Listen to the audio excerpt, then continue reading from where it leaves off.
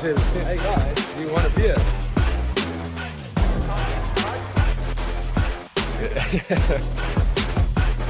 Just a little motivates a little health. And then with like Barney on the bus. That's why. There's a world champion and Mic check, hack check. Hey guys, today's episode is proudly powered by Revive and made possible by Afri Roll Escapes. Make sure to check out both of their links in the description because without them, this episode is not possible. No, he's like very tall. Yeah. Look at the size of a cat. Hell. I never know. We were wondering if he'd learnt any slang. So we were like, because I said to him, I was like, I only know, everybody knows. I'm so ready for it. I was like, you can say that if you want. What's that? Yeah, you can say it. Worst case, they might beep it out, but I mean, I'm not. Who would you play? But anyways, tell me how. We'll segue into the start of everything. How's your time been in South Africa so far? It's been lekker. Lekker. Yeah, Not it's very the good. kind of lekker. Oh, which other kind The of? one you were saying before. Oh, not a puzzle. No, it's been really good. I've really enjoyed, and I have more time left. So, Did you guys, you guys obviously came to Johannesburg first and I saw you guys went on like a safari or yeah. a couple of safaris. Were you staying in the bushveld or? I don't know where it was. By Bella Bella. Oh, Yeah. Bella. Okay, cool. Near that, but an hour-ish away. It's your first I'm visit? busy with that. Oh, yeah. Yeah. Yeah, Bryn was, by the way, thanks Afri Roll Escapes for organizing this. Yeah. I saw you guys, was it the first time you came to South Africa or Africa at all? Yeah, Or have you I've been never there been to before? Africa, Okay. so it's my first time. Nice. And what's your experience been so far with the whole, like, the seminars and stuff here and like, Oh, really good. Yeah, everyone's been a good vibe. I feel like the humor is really similar to like UK. Mhm. So it's been very, very like relaxed and easy to chat to people. So that's good. Not that I've never had like terrible seminar experiences or anything like that. Like everyone's generally really nice. But I feel like particularly here, the humor is very good. everyone's like very lighthearted as well, I think. And like, yeah. Like yeah. if I make a joke, people laugh, even if they're being polite. So Yeah. that's good. Because Yeah. no, sometimes like some places you're just like, it's just dead silence. And you're like, Yeah. ugh. And like how often do you do these kinds of seminars? Like what is your, because I saw something, you posted something the other day, you're already booked for something next year, like October Yeah. or something like that. Yeah, like now it's kind of, which is good, not problem, but kind of thing to have is that like next year is kind of not booked up, but pretty much I'm not going to be doing as many.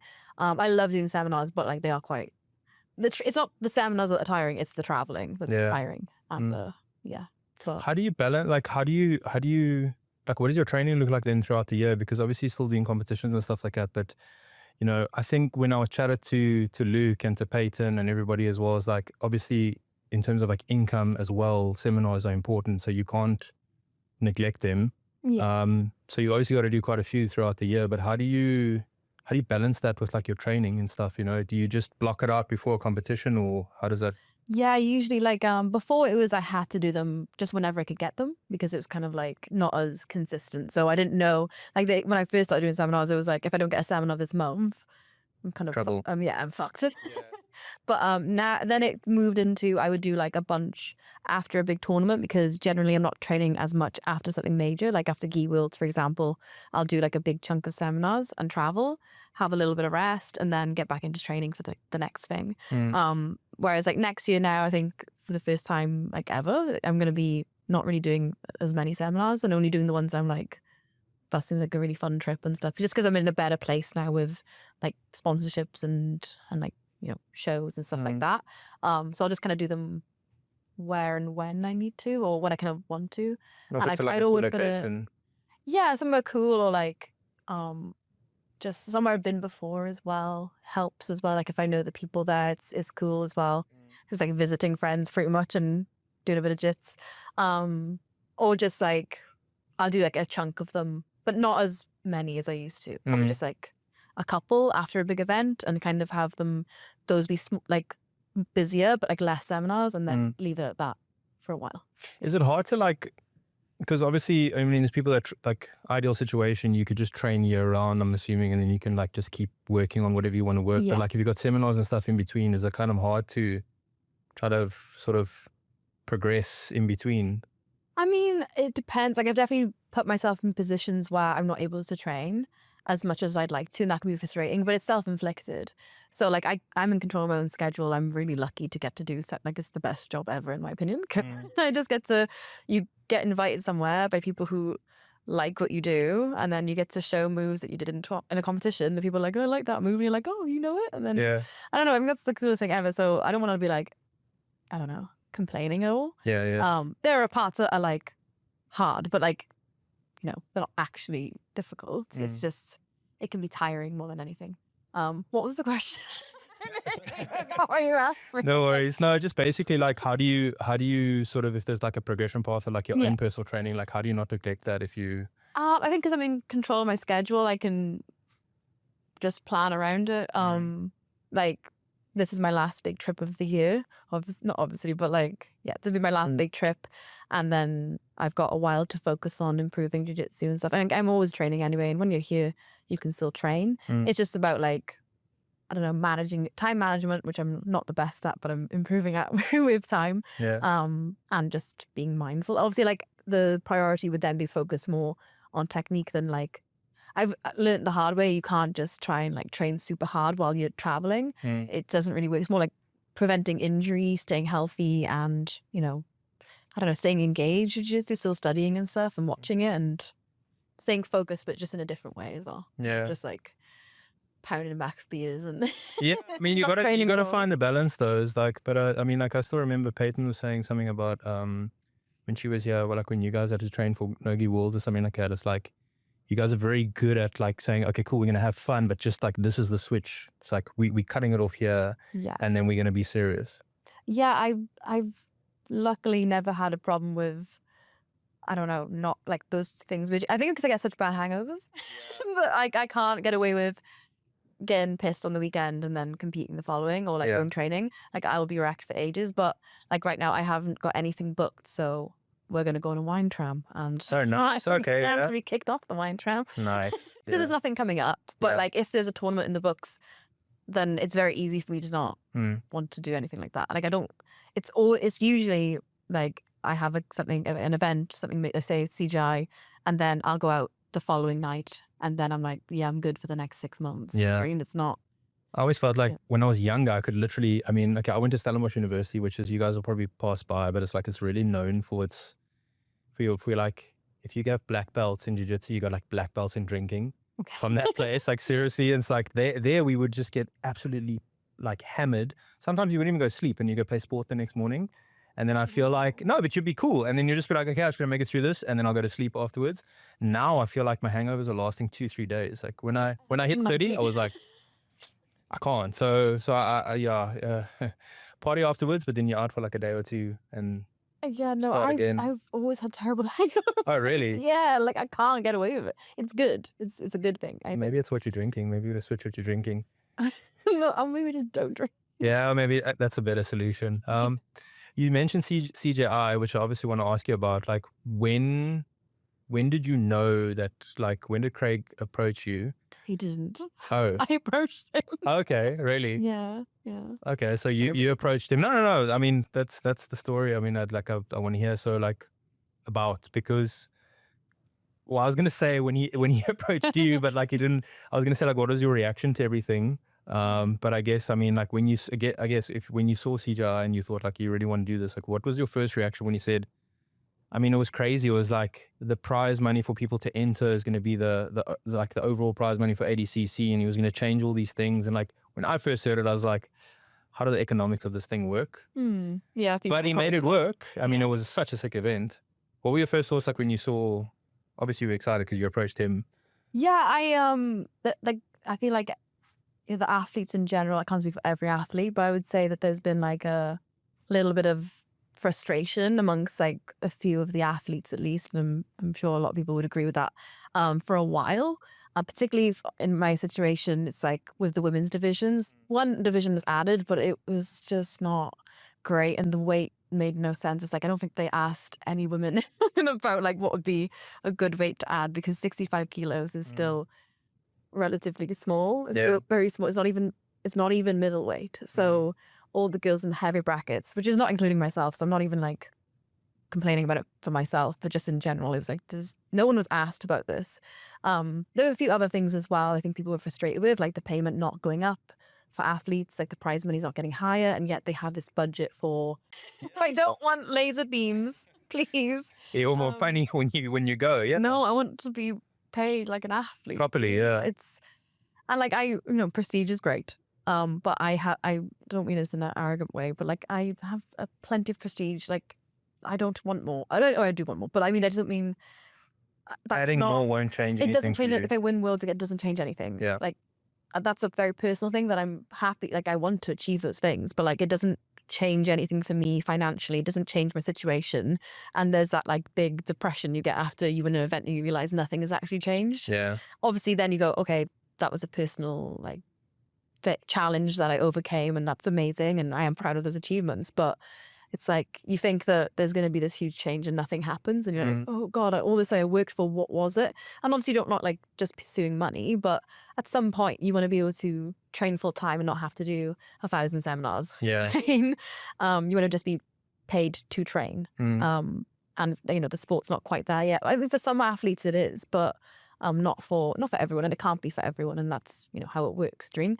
But I think everyone is a little bit frustrated with some element of it, where whatever it is personal to them. Obviously, I've got the perspective as a female athlete, but I think like the lads were also frustrated too. So that alternative coming through, and I feel like Craig is a messer, but he's an intelligent guy. Yeah. Doing comments.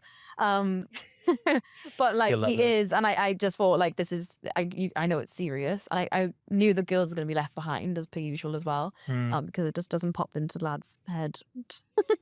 So I was like, well, the alternative is ADCC has the women's divisions. They run as normal. I do that.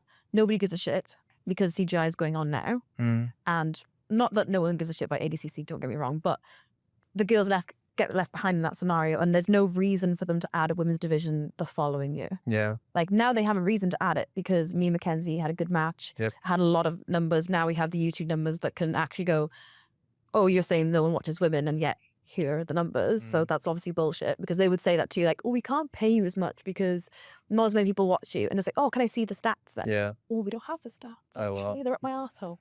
So yeah. So but it's like that in every, I mean, look, in every like corporate setting like that, it's always like they say something, you're like, cool, can you just show me why you said that? And they're like, oh no, but we don't know. Yeah. Actually. But I think it's a good thing though, like, because when I first saw the CJI like announcement and stuff, I somehow remember Craig saying that the men and the women are going to get the same pay for that event. I don't know if I remember correctly, or maybe he said like the women will just get an increased pay. But I think like the justification in most sports is always like the viewership, so like if you look at like combat sports like jiu-jitsu, MMA, like Ronda Rousey, when she was at her peak and Conor McGregor was at the same time at his peak, she was getting paid more than him. And like these are the sports where you can actually be like, you know what, the women's matches are just as entertaining, if not more entertaining than the men's matches in a lot of instances, and it can justify getting like, paid the same. It's not even like, I'm not even going to be like, oh, the women are more exciting, and it's not even that. It's just like, let's just like forget it. Exciting match is an exciting match regardless of gender. Like, I mean, just leave it at that, like, and that's, and so obviously some matches with the women's going to be more excited than the men's, but I think, yeah, it's very strange with this narrative that people aren't watching. It's like, well, they are. Yeah. And it's nice to have with the YouTube numbers that you can see that clearly, and it's good to finally have that. Obviously, Mackenzie has a huge name outside of jiu-jitsu, like with the UFC and stuff like that. She is a huge draw. I'm not trying to say that people are tuning for me. I'm not saying that. Obviously, she's but I think part of that. I think they are as well. Yeah, so it's good. And there's already discussion of the next year CJI, right? Yeah, but everyone's asking me. I don't know anything about it. Okay. I know it's happening. Yeah. I hear there will be a women's division, which is great, and that's all I know. That'll be ridiculous. Last I saw, Craig was in a bathtub, I think, on Instagram. He's in Colombia or something right now, isn't he? He's in Japan. Yeah, it was all over in Thailand, and and that was it. But I mean, he did say like he has to top what they did last year, so it's gonna be bigger and better anyway. Yeah, no, so, it's really exciting, and he's crazy enough. And to you've got just the try. charities as well that are included in that. And I think, I don't know, I feel like people are just searching for something to find that's negative about it. But I was just so happy with the event that it kind of proved loads of people wrong. Loads of people are saying like, oh, no, you're going over, they don't even have a women's division. I was like, yeah, but like if I I'm not saying like that was the pure reason. I obviously have my own motives for things as well. But an added bonus is that the women's prize money for ADCC was raised, which it would not have been because he did it the next day afterwards. So How much did they raise it to? for charity, No, if the ADCC, how much did they raise it to? Do you know? so the same as men's, 10 grand. Okay. Yeah. Okay. So Which at least they raised it. Like they equaled it to the men's. So I mean, Yeah. in general, you'd like to see the prize money for everyone Go go up. higher than that. But it was like the next day, and he said, "Oh, I could have done that at any point I wanted." And I was like, "Well, Yeah. why didn't you? That's very strange." Why did it take CJI Yeah. to do that? Yeah. I heard a rumor, I don't know, maybe, I don't know if it's Craig Jones just trying to stir up like drama and stuff, but don't some of the guys get like, maybe I shouldn't ask that. I was going to ask if they, no, well, I mean like, almost like some of the guys almost get paid like an appearance fee. Yeah, for sure. This Really? happens. Yeah. The people who were on the high horse about not going to CGI, they were getting paid under the table. Now this is allegedly. Allegedly, yeah. Al- Did I say that right? Allegedly. Allegedly. That's the word, yeah. Good. Good. I didn't go to school. So, What? what? You didn't? No, I don't. Okay. Until 16. But that's another story. But allegedly so. I don't know. Yeah. Cannot confirm or deny. This is also a rumor. But I mean, even so, it's not $1 million. Like, I mean, well, we don't know. No, it's not $1 million, but yeah. And the format and stuff, it was quite cool as well because they had the slanted sides, which is much better as well because now I took someone to a jiu-jitsu event the other day that was here in Cape Town and they watched for the first time and they're like, why do they keep going out of bounds? And like even they saw it and I was like, well, obviously some people stall and like you've got to reset and it's like, it's so annoying. But then I was like, you should watch CJI because they got the side. Amazing. And it's so funny that after like running around on the walls, I hadn't gotten to practice on it at all because it was a brand new, not brand new, but it was a relatively new thing. And we were just like kind of warming up and I was like, God, that's fun. I was like, oh, we could really use that. And then it's too late to do anything now. And then I was like, we probably won't even end up against the wall, probably in the middle. And then the first thing I did was just run at her into the wall. And I was like, what am I doing? You know, and you're nervous. So you just do the most like random thing. I just drove her into the wall. I was like, well, here we are. Yeah. So it was really fun though. I loved it. And do you know sort of like if you think to next year, like who are some of the people that you'd like to go up against at CJI? I mean, I think the most obvious one is Adele because she got the double gold at ADCC. Why my brain's not working. I was like, where was it? ADCC. But there's loads of people I'd be happy to fight. I'm not really like pinpointing one person. I think that's a great match to make because it makes sense with the two events and then, you know, you can build it up and stuff like that and it would be really cool. But other than that, like anyone really, anyone my way, so I'm happy to. Yeah. And ADCC and stuff, would you do it again? If I'm allowed. Oh, okay. I mean, it depends. Like, if CJI is on at the same time, then I'm going to do that. I'm going to support that event. But yeah, I don't really know what place ADCC is going to be in now, who's going to be running it, because obviously Mo is stepping down. Yep. So I don't know. It depends what it is. If it's like, I mean, it's quite likely I'll have to do a trial again, which I have no problem doing. I never think I'm above. I've seen people beg for spots in ADCCs. I could just do trials. I never feel like I'm above trials. If I can't win the trials, well, then I shouldn't be in ADCC. Yeah. Because I'm going there to win it. That would be my intention. But I don't know. It depends where, you know, we've got next year and then the following years where we'll see where it's at. So I don't know. I don't really know. Like it's kind of hard to like make goals right now because I'm just waiting on a few matches to be sort of set in stone for next year. And depending on how many are lined up for like the first half, depends on how busy of a gi season I'll have or not. So it's just like a waiting game to see what's going on, to be honest. So I'm in like a weird limbo at the moment. Yeah. Yeah. And you also got your gym that you just, is it open yet or it's about to open? No, it opens in April. In April, okay, all right. So that's also like a big factor. It's like, yeah, that's a lot of work, eh? Yeah, I mean, fortunately, I'll just be like in a coaching position and it's not like I'm not running the business side of things. I'm just like coaching there, which is really, really cool. But yeah, like that's good. You know, seminars are one thing, but like teaching consistently and, you know, you want to be a good coach as well. Like that's something I take seriously, which is hard to balance coaching and being an athlete, as I'm sure I'll really learn in the next while. But yeah, it'll be interesting to see how I can balance everything. Yeah. What made you wanna? I mean, that's obviously a fantastic opportunity. But what made you? Did you feel like you needed a change up, or what made you go from where you were to doing the gym? Like I had a great time in New York. I love Essential and like the team and everything. I'm still representing them. But I always knew that New York was like, and America in general was just a period of time. It's not a place I want to live long term. Yeah. No offense. Just like I don't know it, so I've never been, It's so I don't. oh really? Yeah, I've never been to that. I still want to go, obviously, Yeah. because like all the stuff you see in movies and everything. Yeah.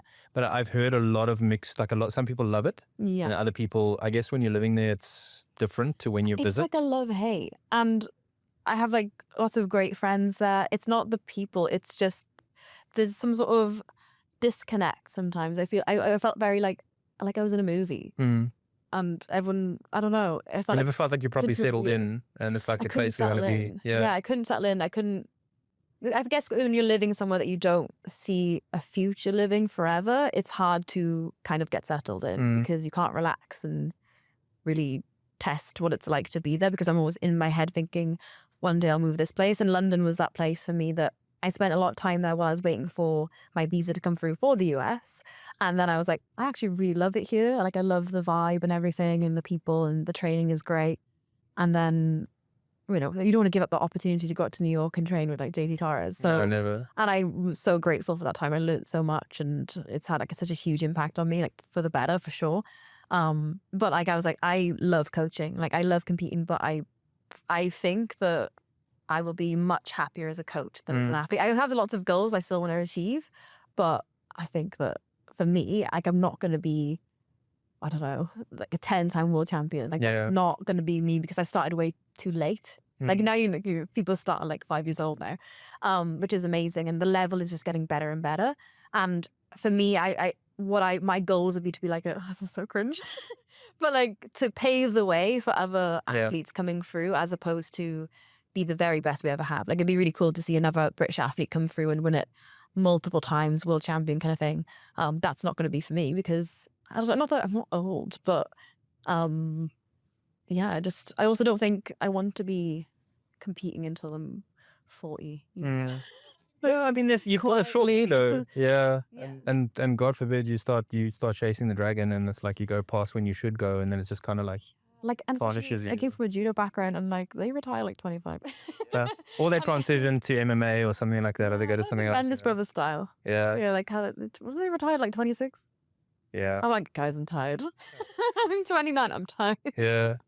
Now, just on that, because I think a lot of people would obviously want to know, like, did you just, when you switched from judo to jiu-jitsu, was it just that you just felt like you'd given it everything you can, or was it just something you stumbled upon and decided like this was cool to do?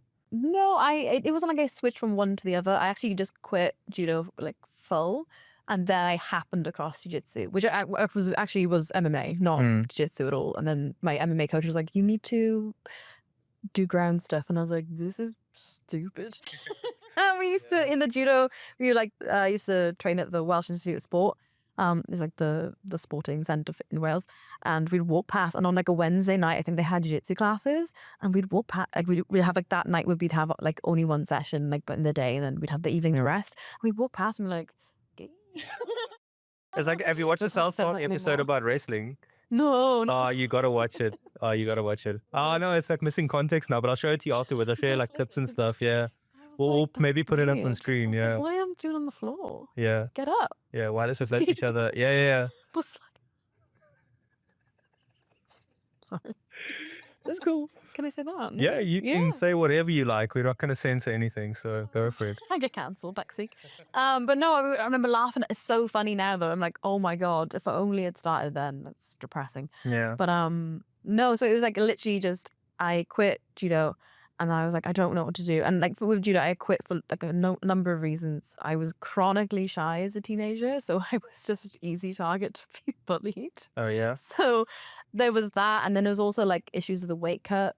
Like I decided I wanted to be 52 kilos for some reason, which, as you can tell, I'm not. And I actually hilariously had probably a bigger frame, and I just like lost my mind with wanting to be tiny. So I was like hardly eating and stuff, and had a really terrible relationship with food. And I think that had a big part of it as well. That was like, it just made me miserable, made me hate the sport. But it wasn't really judo, it was just the other things surrounding it. So when I quit that, I was like, I don't want to just go to the gym and exercise. That's really boring. And I was like, I don't really care that much about what my body looks like. Yeah. I don't care enough, but I want to be healthy. And also I love food, so I need to do something so I can eat as much as I possibly can. Yeah. And then and I was like, oh, well, there's a guy in my school in the year above me who did judo with me, and he was like winning MMA fights. And I was like, fuck hell, that's good, isn't it? Mm. What would I like to do with that? And then I heard about Ronda Rousey, Yeah. and I was like, oh, I can do that. I can Wasn't headlock meant to be. people. Yeah. And then I was like, oh, I'll go and do that, and that'll be fun. And then I quickly learned I don't like being punched. I like punching other people. I just don't like it when they do it back. Yeah. So if we could make a sport, think about Well, for you don't, yeah. Well, you can still go full blast, yeah. But they can't hit me. Yes, Mm. yeah. That seems fair. Okay, so I was going to ask you why you stopped MMA. So obviously that's, I mean, Well, it wasn't, I'd say that jokingly, but it was more so that I would be doing jiu-jitsu and I was like, I like striking, but I would be kind of annoyed that I want to be improving this thing that I'm really obsessed with, as everyone gets obsessed at the beginning. I still am obsessed, but I would just be in striking class wishing I was learning more jiu-jitsu because I need to improve. I need to be doing triple sessions. I need to be doing, yeah. I don't want to waste my energy doing this when I need to improve here. And also thank God I quit MMA because I would have been knocked the shit out of. I didn't have any striking. Oh, really? Had shite jiu-jitsu as well because I was like a blue belt when I was doing it and I wasn't really a blue belt. Yeah. I was just, they had to give me a blue belt because I had judo black. So they were like, yeah. I suppose you're really aggressive, so have a blue belt. Yeah. And yeah, so So you just decided it wasn't for you. I mean, it's I was it's gonna not a sport you focus on play though. jiu-jitsu, Anyway. and then I was like, okay, once I've like achieved something in jiu-jitsu, I'll go back to it one day. And then I didn't. I was like, no, actually, why would I do that when I can come to South Africa Yeah. and hang out with people and get paid to do that Yeah. and have fun? Well, that seems much better. And then compete and not be punched in the face. Yeah. Roll around on the ground in Yeah. pajamas. What a job! Why Yeah, haven't we been punched? It's a lot better than getting No, how many punched. brain cells left? Yeah, no, really. And I also have the gene for Alzheimer's. Really? No, yeah, I got a 23andMe, and it was like also said I have the the power gene. Power Have you gene? have you done 23andMe? I haven't, no. Oh, it's really good. I do want to do It said I had me. like some sort of like power gene. I said it's like it's Anyone who says I'm on steroids, I'm like, actually, I'll pull up my 23andMe and I'm like, I got the power. I actually have power gene. Never heard of that. Oh, I should have my phone. I don't know. You can go get it if you want. It's probably logged out though. No, you're grand. Don't worry. Don't worry. Oh, okay. We won't kill time. But no, really. Man. So there's the pros and cons of going and And getting then, 23andMe. after when they test you, I send them in the. So don't worry, if any pops up is the power gene. Power gene. Yeah, don't mind that. You said earlier though, like you only went to school at 16. I didn't know. Was that a joke? Okay. I was like, you guys supposed to laugh and then we know it's a joke. I did drop out of school, but Yeah. yeah, like I got my GCSEs and then I was supposed to go for my A levels. I don't know if we don't have that here. I actually did A levels as well. Oh, did you? Yeah. I just stopped going. Okay. They're like, where is she? I was Yeah, like, because you only need. I mean, GCSEs is the bare minimum that you need to do, and then they don't really like follow up to see if you. no, it was like I was supposed to stay in and they were like, oh, okay. And I stopped turning up because I was like, this is boring. Boring. Mm. And then I was like, okay, I got invited to do the judo, like in the judo center and stuff. And I was like, I'm going to the Olympics. And I was like, actually, I hate this. This is terrible Yeah. and horrendous environment to be in. And then I was working in a bar for a while in a pub. I was going to go back to college and do my A levels. And then I was like also working. So I found jiu-jitsu and I was like, oh, it's on the same time as college. And I was like, work, it's also at the same time as the night classes. So I was like, oh, well, work pays for membership. Yeah. So at I'm least just gonna gonna do that. work. And then I was like, I can always go back to college. I was having this conversation the other day because I also, I mean, when I still lived here, I was working like a full-time job and stuff like that. And then when my wife and I moved to Namibia, you can drink on camera, don't worry. It's not gonna, they'll cut it No, out. not in the mic. Nah, they'll cut it out, don't worry. Sorry. And then I was also saying like, I mean, when I was talking to my wife about like doing this full time and like to ever, I was like, I can always go back to working a full-time job. Yeah. You know, and like my worst case, this doesn't work out and I go back to that. So like my worst case is people's normal, basically. If you look at it that way, it's like people's normal thing to work job. Obviously everybody can't just like quit and, you know, No, pursue of something. course. We are But it- very privileged. Yeah. They won't like We that will. word. Oh yes. They won't like that We are word. privileged. I know we need to acknowledge our privilege. Yeah, let's not check our privilege. So yeah. Check. Otherwise we might get cancelled. So But no, it's cool that you got to do that. And then obviously as you go, like you get to see, okay, well, this is like you get to the perfect scenario where you are now, where you can like do what you want to do on your own schedule and you get paid for it. Yeah, and I get paid off. It paid off in the end, yeah. No, but Couple of world I don't titles think you and- need to throw yourself headfirst. But when I threw myself headfirst into jiu-jitsu, I didn't know you could make it a job. I didn't know that world championships existed. Really? I remember, just really stupid. It's actually really stupid because people were like, oh, there's Europeans in January. And I was like, all right, I'll do that. Why not? It was blue belt. True. Yeah. And I went and I won it. And then I was like, oh, nice. That was cool. And then we were like Googling when Worlds was, but it was like in the summer. And I think it was in June normally. And then it passed. I was like, oh, I missed it. Those Worlds. This was in Wales, mind you. So we Yeah. were like, what's going on? And then we were like, oh, there's another one in November, but it's Nogi. So I was like, oh, I'll pop along to that. Mm. And And since then, you've just been doing then it, now I yeah. know the schedule. So Yeah. But at the time I was like, you got Worlds? You're training, like you still, I think you prefer gi, you said, I think on one of the videos that you had. I do, yeah. I love Nogi, but like you've got 2 moves. There's only 2 moves in Nogi. What are the 2 moves, you know? Just get up and slide away. Really? Hard frame. Yeah. Hard frame into the neck. Mm. Yeah. I never thought of it that's that kind way. of it. Yeah. Yeah. So you Oh, I you- spaz my hips side to side a bit. okay. And And sometimes then hop on the leg and No, I don't hop on any legs. yeah, you don't like. Don't know what's happening. I know to kick them away when they're trying to grab my leg. Mm. With It's a little very, six- very simplified way of like how to become a world champion. No, but like Yeah. look at the Nogi world champions. Mm. And then look at the gi world champions. Mm.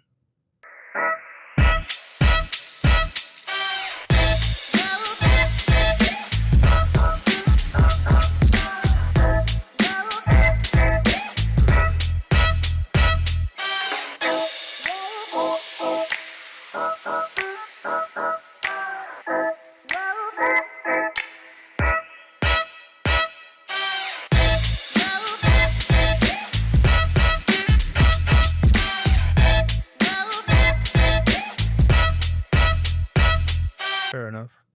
So, but like, No, but like this crossover, like the gi people, you'll see them go to ADCC and have success, or like they come from gi. But like people who've only done no gi, they get success. Mm. But like the winners of actually they were gi people. mm, I'm just saying. yeah. Yeah, I think when Owen Jones is here as well, and Taylor, and they were also saying like, yeah, like the level at gi is just, That's why everyone loves no gi because it's easier. yeah, Come on. yeah, That's why I love no gi. I'm like, oh, there's many people here. yeah, It's not easy, but like the gi is like way harder and less reward. Mm. It's like, oh, no reward for fighting absolute demons. yeah, Kick the shit out of you and wrap you up in a lapel. And I'm like, oh, it's miserable. Well, I could do no-gi and there's less people and I get paid. yeah, Dude, so I see why people gravitate towards it. And also like that physicality and stuff is way more rewarded in no-gi. So, but then, you know, you obviously have your downsides in the gi as well, but the amount of technique that you can do in the gi slows it down to a degree, but in my opinion, a good match is a good match, regardless of if it's gi or no gi. And I do think a lot of people think they don't like watching gi matches, but they actually haven't watched them. yeah, I think they just want to not like it because they're not good at it. mm, And so they can kind of like slide around in no gi and get away with stuff. definitely, A lot of shoving and not engaging. And then they're like, oh, actually, I like no gi because they can't tie me up. I yeah, don't have to actually fight them. I can just shove me. yeah. No, definitely. That's why I like nogi, because like you can slide out of stuff and like, Yeah, no, I mean, same. I slide away. I've literally, someone's trying to go for a leg lock and I moisturized the night before. yeah, And that was my escape. all fair, Not intentional, but just like, you know, yeah. yeah, I Yeah, totally. especially I think So- also if you're a lot more explosive and stuff, it's like a lot I'll say easier to get into it, because if you're a good athlete as well, it's like with gi, people control you so much easier, so much better. Yeah. Or easier, but like it's easier to be controlled. I mean, like for someone that doesn't watch jiu-jitsu much and stuff, I'm sure we can ask him afterwards, but like Benny's watched 2 sessions that I did this week. One was a gi session, Yeah. and I was just like immobilized completely. And then like in the no-gi session, obviously like I'm a little bit more explosive and stuff like that. I'm not, you Yeah. know, I still obviously have my mistakes and things like that, but I mean, today, perfect example with Monique. She got me in an armbar and I was able to, because of the slipperiness, like able to slide out. Whereas if that was in gi, I would have been subbed probably already in that session. But like, why do you think, like, what do you think it is about gi that people, because gi doesn't get all the traction that no gi does, you know, in my opinion. And like, what do you think? Is it just because it's like a little bit more slow, meticulous and things like that for the casual fan not to? I don't even think I've seen slower no-gi matches. Or not even slower no-gi matches, just more like less is actually happening in this match. In a lot of, and I'm not saying that it happens in both, obviously, and then obviously gi gets a bad rap because of like certain matches, but like I've gone and watched Gi Worlds and I thought it was amazing. I flew into it, oh, that was terrible. It's like, did you watch it? No, actually. You go, oh, okay. But I don't know. I don't know what it is. I think it's trends. I think it'll go in a cycle for a while. And I do think that no-gi feels more accessible to a lot of people. And there is that element of, I can do better against higher level people in no-gi than I can in the gi. Yeah. Because I'm not as punished. Doreen. So I think maybe there's that element to it as well. A lot of people do, like, I do love what I do love about no-gi, so I'll stop shitting on it because Jesus. Because I do love it as well. I do find it really fun. And there's phases where I find it way more fun than the gi. And it's when, those phases are when like pretty much I feel like people are continuously trying to tie me up and slow me down because I do like to move a lot and I like a high pace. So I have found it frustrating to be tied up and slowed down. But at the end of the day, I need to learn how to deal with those situations because that's a logical thing for my partner to try and do. And it does happen to a degree in no-gi, but it's much easier to avoid that no-gi. Like you can't really get away with that so much. It's like more immediately punished. But I love that you can move more. And it's actually, they both help so much. Like gi makes me secure my positions way more. It makes me way tighter on my passing. And then no-gi makes me move much better side to side. Like my speed passing gets way better. And my timing gets a lot better as well when I do a lot of no-gi. And I go back to the gi and I'm like, everything is like hitting sharper because I had to have better timing no-gi. Yeah. Whereas in the gi, you can slowly work yourself into a position over time. And like the timing isn't as important. Obviously it is to a degree, but like slightly less. They're slower, more calculated and more meticulous. Yeah, so they both complement each other really well. I think doing both is ideal. Do both.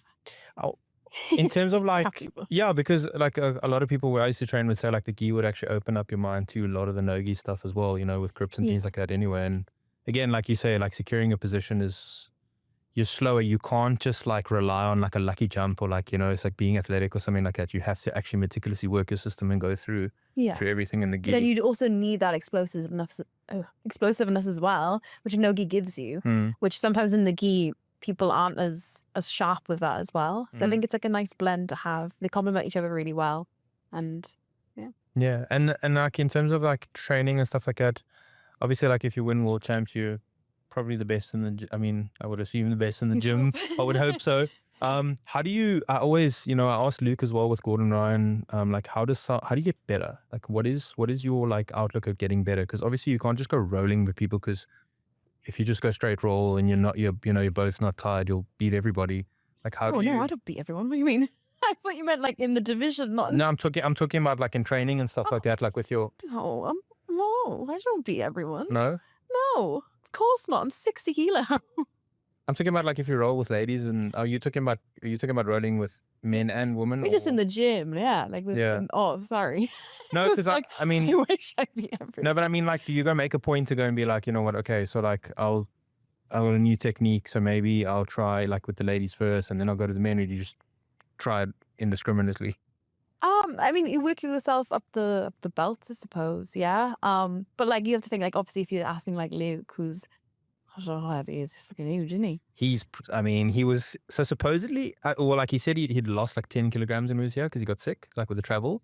And I was still looking and I was like, damn, dude. So if you, like when you're normal weight, like you must be, you must be huge. So his perspective in training is going to be completely different to mine because obviously, So for me, it's like when I'm trying to build up the level of trying a new technique, it's like, okay, for him, I'll go with this, maybe not even a blue belt, probably a high belt than that, but like I'll go with this blue belt 80 kilo guy, like that's not gonna, he's still gonna be like taking grips like this and giving me, even if I like in my A game I could, dominate or whatever, it's like when I'm trying something new, that's still gonna be a struggle for me if they're like really physical. So and then also it's like that thing of like I don't, there's way more women training, but there's still not that many women who are training competitively, and you have to also take into consideration what their goals are as well. So I don't have like a plethora of women lower belts that I can just try new techniques on. Like the guys would have like a bunch of people that they could always, try new things on. So it's a little bit different, I think.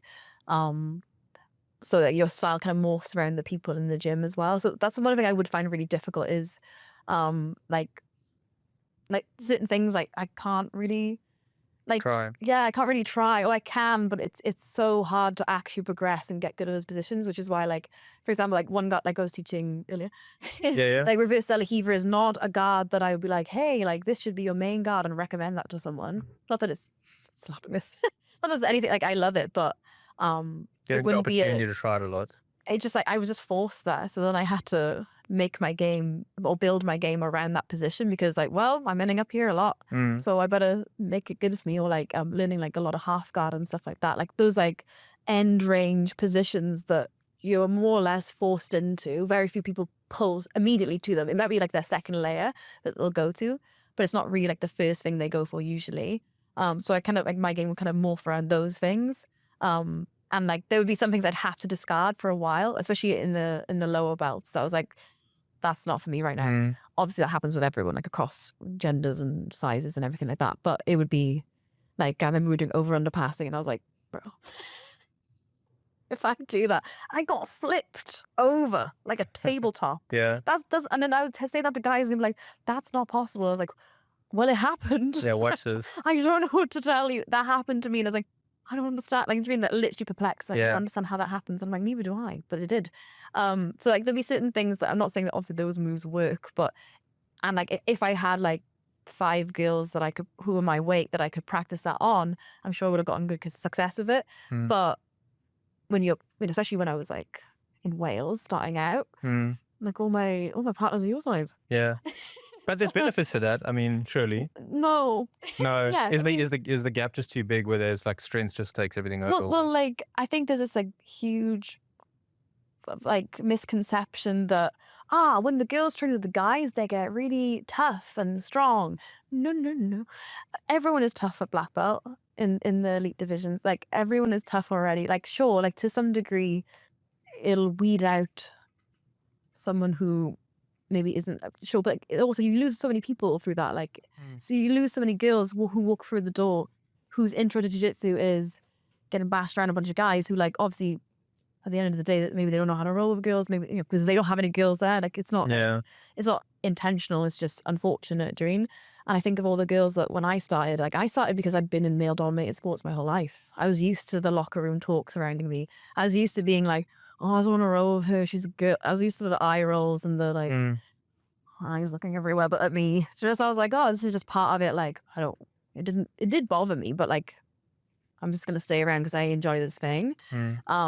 Just because I came from judo where one coach was like, this move does not work for women, and just walked off. And I was, he's Russian, and I was like, oh, okay. And I was like, oh, suppose not. And then we just carry on drilling something else. And so what was my point? Yeah, so you still struggle to find, like, I mean, you have to like pick sparingly what you try to do because it won't work with everybody. Yeah, but it's what's a good thing too, because then you kind of gravitate towards the more higher percentage moves that will work. Things that like are reliable and very. I have a very fundamental game, I would say. So I think I gravitated towards those things naturally because it was simple and it worked. And now obviously like I add more complicated things that's still not complicated. But like the old reliable fundamentals, I'd always gravitate towards them because they actually work. Yeah, right. There's a reason. But yeah, like that does have an element to play. And now as a black belt, like I love rolling with guys. I have lots of really great male training partners. But if there's a bunch of high level girls on the mat, I'm not rolling with guys today. I'm rolling with those girls because that's who I'm fighting. I'm not fighting for the street. Yeah. I don't care. I don't plan to street fight anyone. Yeah, can't fight on the streets. I'm not going to worry about that. Thanks, Drew. Yeah. Like, so I'm going to go and roll with the high level women because that's who I'm fighting and that's what feels realistic and they have similar reactions to what I'm going to compete against. And as great as my male training partners are, they don't react the same. It's different because your style builds around your training partners. So whether you've got more physicality, more upper body strength, or whatever it is, you're going to build your style around that. And that's not to say that it's not technical. It still is. It's just technical in a different way. So I'm going to, Yeah. shuffle towards the gals. And then, but didn't you had like quite a few high level girls at Essential, right? I mean, like, Yeah. so are they gonna? I mean, so like, They're are they all gonna move? Do you think you like if you just have a training camp or something and you just get them as training partners because obviously it helps, like you say now, to have the high level girls, or are you happy with what you have? I think that in London, I don't mean this in an arrogant way, but I think a bunch of girls will come over to train. If I'm like, hey, we're having comp class, I'm going to run it, I'm going to roll with you, then I think I'm confident that people will come over. And there's lots of high level girls in London, fortunately, for me to get training with. I have to travel a little bit because like everyone kind of dots around in London, like a different gym every day. But like I'll be making like a conscious effort to coordinate to get with those girls. And again, there's lots of amazing guys to train with as well. And there's also really high level like no-gi guys in London in general, which is really cool. But yeah, like if I can train with women, I always will because it makes more sense for me. And also like there's that thing of injury as well. I have to consider how, but it's not to say that like just when someone walks in the door and they're a woman, doesn't mean that that's the ideal partner for me. It's like, oh, I'll go roll with her. Obviously I'll go roll with her. But I just mean like there could be a guy who is a better suited partner. Like I mostly train with these two teenage boys at the moment. They bash me as well. And so teenage boys and not teenage girls, but like, well, and teenage girls, I'm sure, but and the women as well. But it's like there might be a guy in the class who's a better partner for me. It's not like, oh, put them together because they're women. That happens a lot as well. That's not the case. But if it's like a black belt woman that's come through the door who competes a lot, then that's gonna be Ideal partner. Yeah, absolutely, yeah. And like in terms of injury and stuff in seminars, do you ever get like the Craig Jones, like when he went to Russia, I think it was, where the dude was like really trying to prove a point and like going full tilt with him? Like do you get that often, or? Yeah. Oh yeah. So how do you handle that? Like when, like, I mean, obviously anyone can injure anybody, but like when you have sort of like flowing into a role and whatever, and the person's going full tilt, you just like try to mash the energy. Like how do you tell them to stop, or like what do you? I've never had to tell someone to stop. I mean, I've wanted to for sure, but like you just think, oh, like unfortunately, I do care about what other people think. Yeah. To a degree. So I'd just be concerned, like, what will the Reddit say? But like, people will be like, oh, she rolled really hard for me. And I'm like, because you rolled hard for me. So that's your energy to protect it. So there's that thing of like, sometimes someone's going crazy. I have to kind of match the pace to protect myself. Or sometimes I just kill into a little ball. It really depends. I just go, all right, bro, carry on. But yeah, like I've been fortunate that I think I can... like I could just tell when someone's gonna be a shit roll. Yeah. I know every time. And then when I'm like, oh, I think they're gonna be a shit roll, and I say yes, I'm like, I always regret. Yeah. I knew it. And I'm like, oh, I knew it.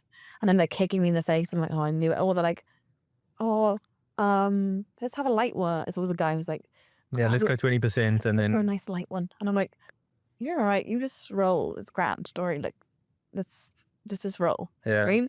But yeah, you do get like occasionally, but I usually try to, I have like a ladies first kind of thing where I'll go, okay, I'm going to roll with the girls from highest belt to lowest belt first. And then afterwards, then I will pick my partners. I try and like word it like, I'm going to pick my partners. It's not like if someone comes up to me and asks to roll, it's not like I'm like, oh, how dare you ask me to roll? It's not that at all.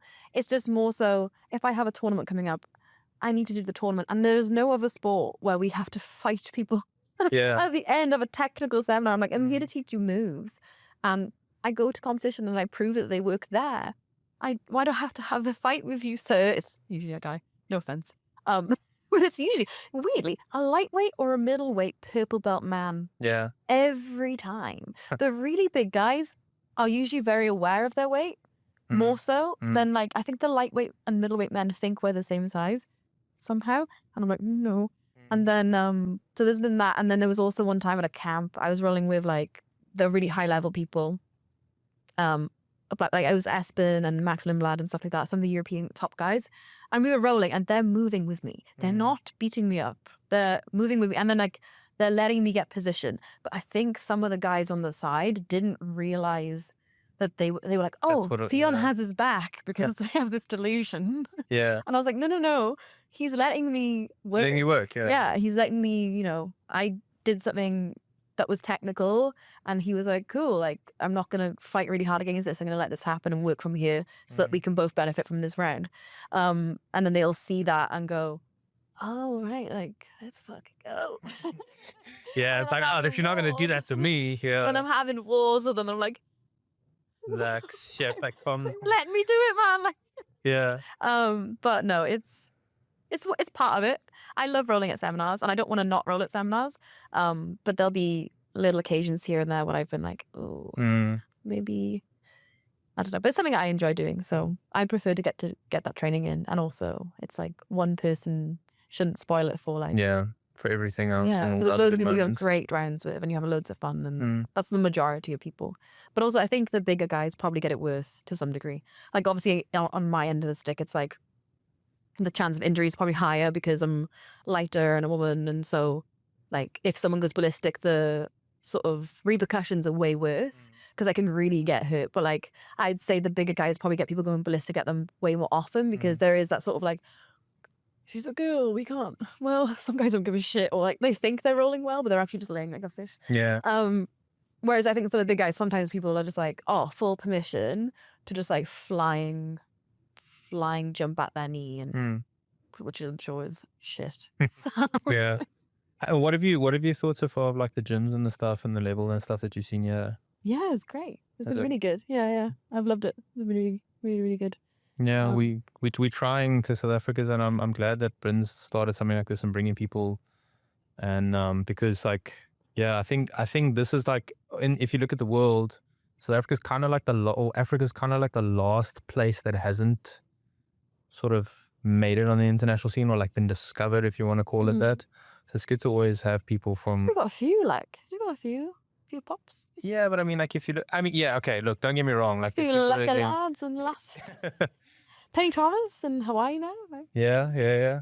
But I mean, like it's still scratching the surface of what's Yeah. possible, you know. So it's always good to Same to with hear people's opinion. Well, yeah, There's two, well, not two of us, there's more, but yeah, but it's good to hear people's like opinions and stuff about that. we're fine. So there are 3 questions. I just picked 3 because I really want to know. Favorite color. I also want Blue. to know. No. Oh, it is so. Did you? This is from Benjamin Smith Jr. Says, I read that you played rugby as a child. Is that true? Did, yes. I used to play on the boys' team, and then they were like, wait, you're getting tits, you're kicked out. And it was traumatizing. I was like, they had to like kick me off. How old are you when they kicked you off? Oh, I must have been about 10. Really? Yeah, 9 or 10. They were like, you gotta go. You're making us uncomfortable. That doesn't make any sense. No, I had tits really early. Oh, wow. Okay. At 10? Damn, okay. No, maybe not 10. Like, This is like the Getting Cancelled podcast today, I swear. no, it was like, they were like, oh, I remember me and the boys, I had beef with the coach's son. Mad beef, like, fuck it, his name was Tom or something, like, or Daniel or Tom. I remember I hip tossed him. He was pissing me off. They wouldn't pass me the ball. Yeah. They would never pass me the ball. What position did you play? I was a wing at this time. And then, well, for your shit, you're supposed to pass the ball to the wing. Yeah, I was like, and I was the best. Yeah. They wouldn't pass it to me, and I was like, you're all shit. And I'd run to tackle them because I just do judo throws. Yeah. And yeah, so So you did play rugby? I did play rugby. Okay, And then I so also tough. played when I was a bit old. My dad, like, not made a team, but like he coached our rugby team of girls. It was The girls' pretty cute. team? He did. He used to coach my brother. And then when my brother was like, I refuse to do this anymore, I was like, I'm going to play rugby. And he was like, oh my God, yes. My son. My truth. I mean, Wales could use you right now. I mean, they're at a bit of a... All right, so we got where this is stuff. Well, jiu-jitsu is where it's at. Yeah. Not rugby anymore, because it's really sad. Yeah, it's very We won sad. 6 Nations back in 2006. Yeah, it's crazy. A while ago, though. Yeah. I can let that go. No, but they've won the 6 Nations. I think they won a Grand Slam or recent, like, yeah, when was it? Was it Ages ago. It was a long time ago. Yeah. I was like a child. Just kind of coincides with South Africa doing well as well, I guess. So, anyway. That's okay, guys. We'll get there. We'll get there. Yeah. This is another question. I don't know. This is from Adil Krill. The next question is, were you really a bouncer to support your BJJ career? I was a dude, yes.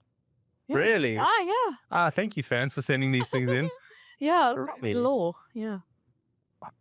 It's good. Oh, Well, I used to work as a bartender and like people are really creepy. So when you're a bouncer, you can tell them to fuck off and you get paid more. So I like that. And yeah, it was good. It and you was can really throw fun. people around and stuff and no one really gives a shit. Well, what was good about it is like I didn't get in many fights because usually it really de-escalates the situation. So it wasn't like I was trying to be solid or anything. I was like, "Hi guys, can you like not hit the light bulbs that are? Why do you have light bulbs hanging in a nightclub? I don't understand. Like, who designed that? Idiots. Sorry, I was like, I've hung on to this for years. But they'd have these like hanging lights and they'd slap them and they would swing. And I was like, well, that's gonna fall and smash on drunk people. Fantastic. So I'd have to like cross the room and be like, guys, can we not like hit light bulbs? And I'd turn around and be hitting the light bulbs like a cat.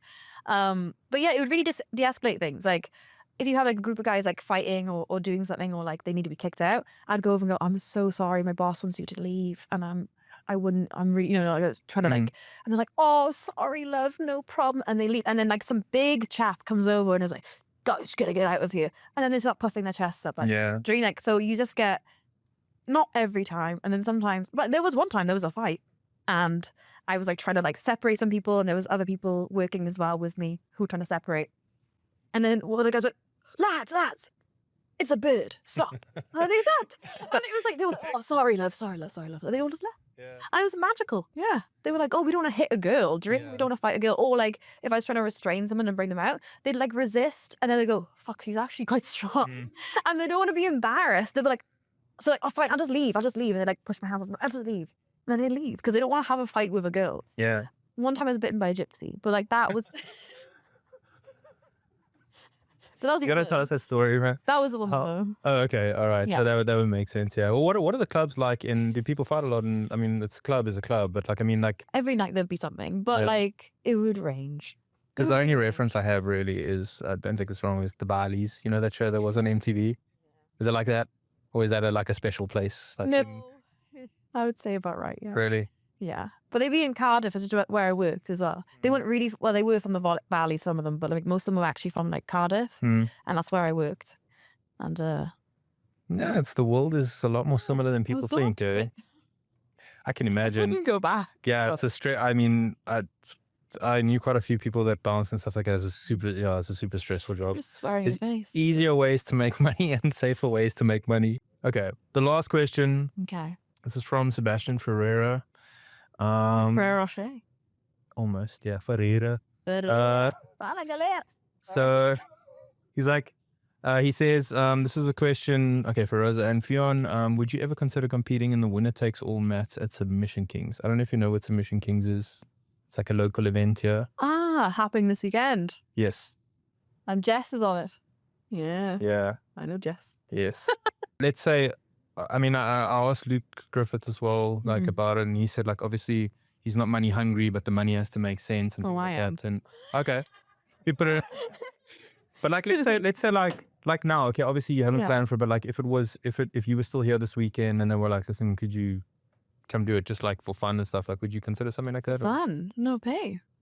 Okay, that tells me everything. Oh, no, well, like, I do my job, Shreen, so no, fair enough. I'm paid Fair to do enough. it. Then so it's kind of along the same lines. Like, it just needs to make sense, basically. yeah, like the thing is, it's like, yeah, I mean, I love competing, but now it's kind of that thing of like with the CJI event, the whole point was athletes need to be compensated fairly, and obviously like different events have different budgets, of course, but like at the end of the day, like you risk injury, you risk lots of things during that. So for me, like as much as I love competing, it's like I do want to be compensated for it, and also like when you put yourself on a show, it's regardless of whatever show it is. Doreen is like I had the issue. I went to Nogi Worlds for all the top girls at the time, not all of them, but like, you know, a fair few of the top girls. And then in January, when they're trying to match me on other shows, they're like, we don't know who to match you with because you just fought all the top girls. And also in the case would happen there, you know, it's obviously different and stuff, but it's like when you fight for free, you have to consider how that then pans out for fighting in matches and stuff. So just yeah. I mean, like I'm always game for things, but yeah, like I want to be paid properly. For That's, sure. at this point, it's like We'd have to like Yeah. rent out the dome or something like that and just give you guys like chunk of the ticket sales or something like that, and just like that would be the best way I think to fund it. If it's even possible, I guess. So everyone always asks. I think a lot of people like Submission Kings. I think like they like what they're doing, because I think in South Africa, for me, it's the top show that there is, and they always have dreams of having like international people coming. But it does make sense. Like you risk, or you stand to maybe lose more, as well as like there's a lot of risk to it for. Well, it's not so much like, oh, like someone all beat gain, I me, guess. and then it's like that's not the case at all. Like beating someone in one match is different to beating someone in like in a tournament as well, like during it. But it's just more like I want to be paid Yeah. because it's my job. It's yeah. So that's all it is. Like if I want to fight for free, I will fight for free. But if I want to fight and be paid, I also want it. It's like, you know, it's like It's your job. yeah, it's my job. Yeah. And Yeah.